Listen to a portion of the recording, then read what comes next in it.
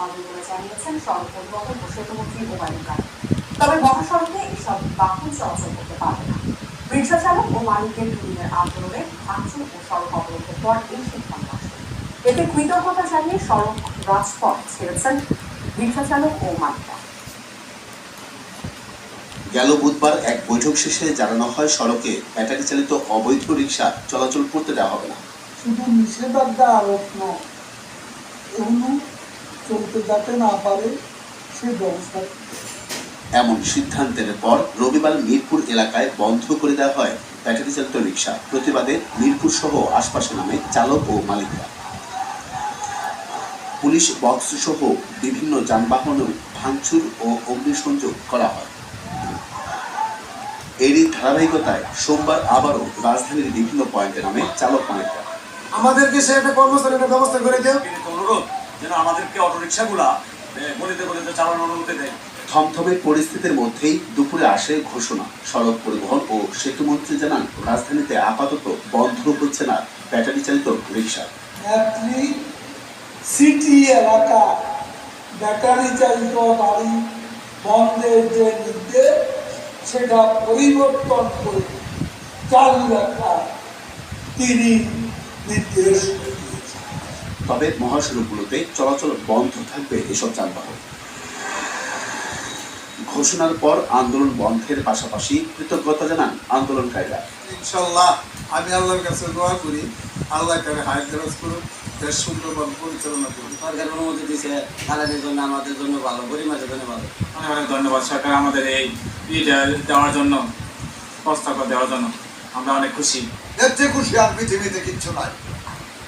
যে ধন্যবাদ দিলাম মাননীয় প্রধানমন্ত্রী শেখ হাসিনা, আকুল ধন্যবাদ।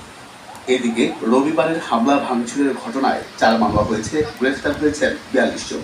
এই ঘটনায় বিভিন্ন মামলার সঙ্গে যারা জড়িত তাদেরকে গ্রেফতার করা হয়েছিল। Ariful Islam, BBC news, Dhaka. Battery চালিত রিকশা চালকদের আহার কেড়ে নিয়ে আওয়ামী লীগ শান্তিতে থাকতে পারবে না বলে দাবি বিএনপি। দলটির নেতাদের প্রশ্ন, এই রিকশা অনুমোদনের সুযোগ দিয়ে ক্ষমতাসীনরা এখন এটি বন্ধ করতে কেন চায়। সরকারের এক আদেশে রাজধানীতে ব্যাটারি চালিত রিকশা বন্ধ করে দেওয়ার পরই আন্দোলনে নামেন এর চালকরা।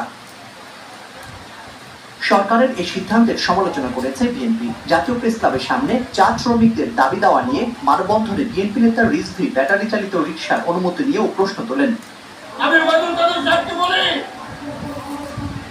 এই যে ব্যাটারি চালিত যান নিয়ে আসা হলো, এটা তো নিশ্চয়ই কোনো দেশ থেকে আমদানি করা হয়েছে।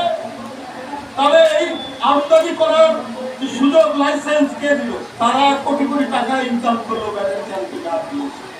আর এইটা এই যে গরিব ব্যাটারি চালিত যান আর রিক্সা চালকরা তারা ভাড়া নিয়ে এটা চালাতে গিয়ে দোষ হয়ে গেল। গরিবের আহার কেড়ে নিয়ে, গরিবের ভাত কেড়ে নিয়ে আপনি রাজত্ব করবেন, আপনারা স্বর্গে বসবাস করবেন। ওই স্বর্গ থেকে আপনাদের বিদায় নিতেই হবে। ওই স্বর্গে আর বেশি দিন আপনারা বসবাস করতে পারে না। রিকশা চালকদের এই প্রতিবাদ ক্ষমতাসীনদের দুর্নীতি আর অপশাসনের বহিঃপ্রকাশ বললেন আরেক নেতা। রিকশা চালকদের যে ক্ষোভ, এটি আমার মনে হয় সরকারের সার্বিক ব্যবস্থাপনার বিরুদ্ধে ক্ষোভ, সরকারের দুর্নীতির বিরুদ্ধে ক্ষোভ, এবং যে মূল্য বৃদ্ধি, সাধারণ মানুষ এমনি তো তাদের দিন চালানো অনেক কষ্টকর। শুধুমাত্র রিকশা চালক নয়, অন্যান্য সেক্টরেও বিশেষ করে শ্রমিক শ্রেণীর মধ্যে এই অসন্তোষ ক্রমে আরও ছড়িয়ে পড়ছে। বিভিন্ন পেশায় খেটে খাওয়া মানুষের মধ্যে এই ধরনের বিস্ফোরণ আরও সামনের দিকে আমরা দেখতে পাবো। Zakaria Ahmed, BBC news, Dhaka.